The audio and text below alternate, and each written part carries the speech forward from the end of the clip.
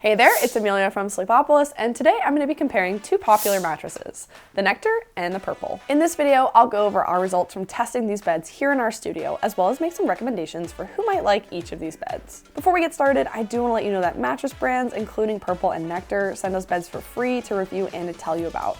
And if you buy either of these beds using our links in the description, we may earn a commission at no additional cost to you. That helps us to fund our testing and bring you these reviews for free. All right, well, let's get into it.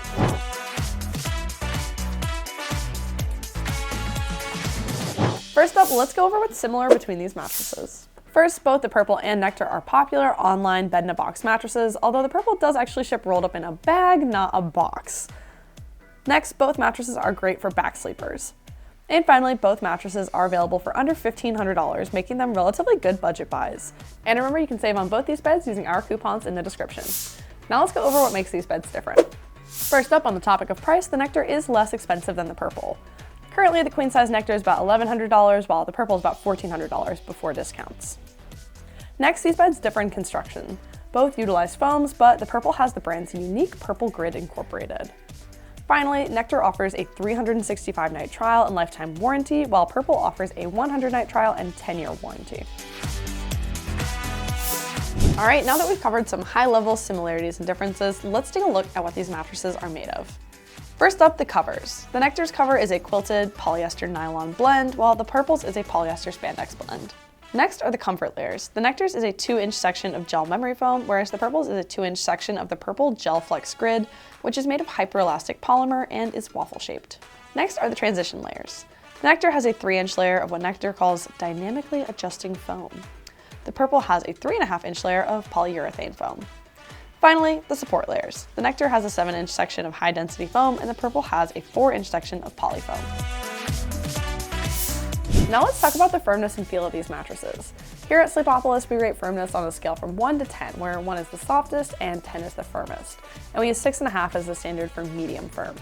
Now, we rated the Nectar as a 6 out of 10, meaning that it's definitely softer than average.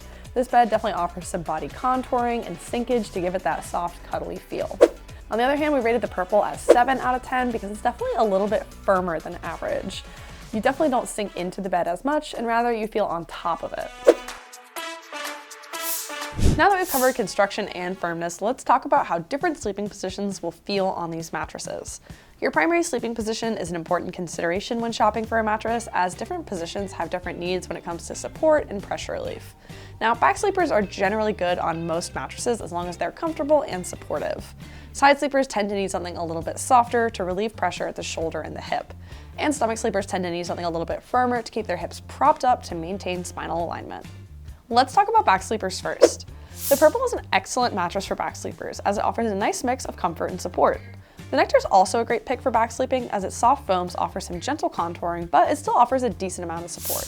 Next are side sleepers. The Purple isn't amazing for side sleeping as it doesn't provide a ton of sinkage for pressure relief. The Nectar is much better here, offering deep contouring to cushion the shoulder and hip. Finally, stomach sleepers. The Purple also isn't the best for most stomach sleepers as it doesn't offer enough support to keep the hips lifted.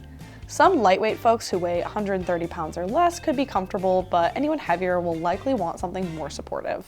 The Nectar is also overall too soft to provide adequate support for most stomach sleepers. Let's take a look now at the results from one of our tests, the pressure map. We used a heat mapping pressure map to show where pressure is building up along the body while lying on a mattress. Blues and greens indicate lower pressure, while reds and oranges indicate higher pressure. And for this video, we're just going to look at the side sleeping pressure relief as it's most important for side sleepers to get that pressure relief. As you can see on the Nectar, there is very little pressure buildup while side sleeping. This reflects how the softer foams work to relieve pressure on the shoulder and hip by cushioning these joints. On the Purple, there is a little more buildup, but there isn't anything overly concerning. Sleepers with more sensitive joints may just want to be aware of this. Now, two other tests we use to assess a bed are motion isolation and edge support, and both these tests are particularly important for couples shopping for a bed to share together. Motion isolation refers to how well a bed can isolate motion at the source and prevent it from transferring across the bed. So if your partner is tossing and turning over there, how much you're going to feel it over here. Edge support refers to how well the perimeter of the bed bears weight. So if you sit or lie along the edge, will it stay as supportive as the middle, or will it sag or dip down? For motion, the Nectar performed well in our test, showing very little motion transfer. You may feel some of the bigger movements like getting in and out of the bed, but overall you shouldn't feel much movement on this bed. For the Purple, the results were overall similar. You should only feel the really big movements, but not the smaller ones like tossing and turning. For edge support, the Nectar tested pretty well. It's not the most amazing edge support we've ever seen, but for an all-foam mattress, we were pretty impressed with how supportive the edge is. The Purple wasn't quite as impressive. We saw a decent amount of sinkage while sitting and lying on the edge. Okay, with everything we've covered in mind, who should get the Purple? First up, people who prefer an on-top-of-the-bed feel should definitely go for the Purple, as you don't sink into the material much. I'd also recommend the Purple to hot sleepers over the Nectar, as the Purple grid allows for a lot more airflow. Finally, back sleepers should appreciate how the Purple offers a firm feel but has some flex to it thanks to the grid. And who should get the Nectar? First up, I think side sleepers will prefer the Nectar over the Purple as it offers more cushioning for the joints. Next, I think those who like a softer bed or who like to feel a little bit more in the bed will prefer Nectar. Finally, Nectar is a less expensive option, so it may be better for budget shoppers. But remember, you can save on both these with our coupons in the description. Well, folks, that is it for today's comparison between the Purple and Nectar mattresses. Ultimately, I can't decide which of these beds will be best for you, but I hope this video was helpful on your journey towards finding the right mattress. If you want to learn more about either of these beds or see some more great options, you can click the link in the description or you can head over to sleepopolis.com. We have a ton more mattress reviews, sleep product reviews, sleep health information, and some exclusive coupons you might want to check out. But don't forget to hit that subscribe button before you go, and I'll see you next time. Bye!